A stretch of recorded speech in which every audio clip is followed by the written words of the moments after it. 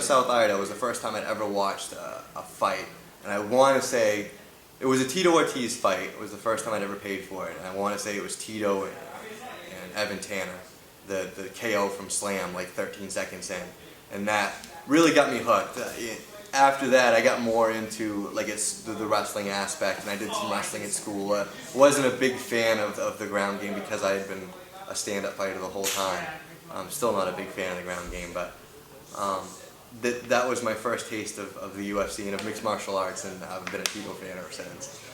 But there's nothing that can prepare you for mixed martial arts. I mean, if anybody that's boxed before knows, like the weigh-ins are in a bathroom, it's not a big deal. Usually the crowd has no idea who you are. You know, there's no entrance music really ever. You're in a high school auditorium.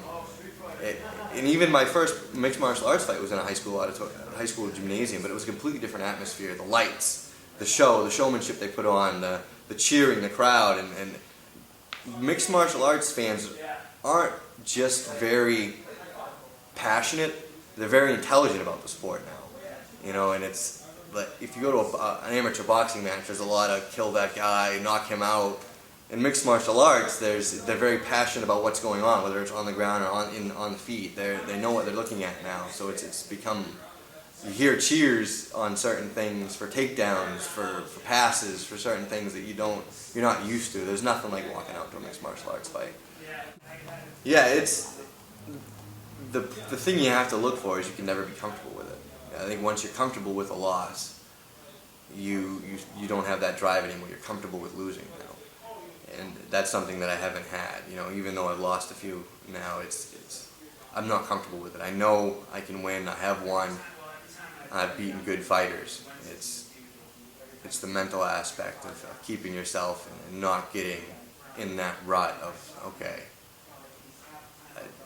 I'm going to lose this fight. I'm going to lose this fight. I'm going to lose this fight. You got to keep it going and always think that you're going to win. My daughter is the most important thing in my world. She's going to be 4 this year, and she's been around it the whole life now. She's been in here. She plays around. She knows her arm bars. It's fun to train with her, and it's going to be a fun experience to share something that I'm so passionate about with her as she gets older. But she will always come first. I mean, if there's ever an issue between training a day and being with my daughter, or having the chance, or her needing me to be there, it will always be family first.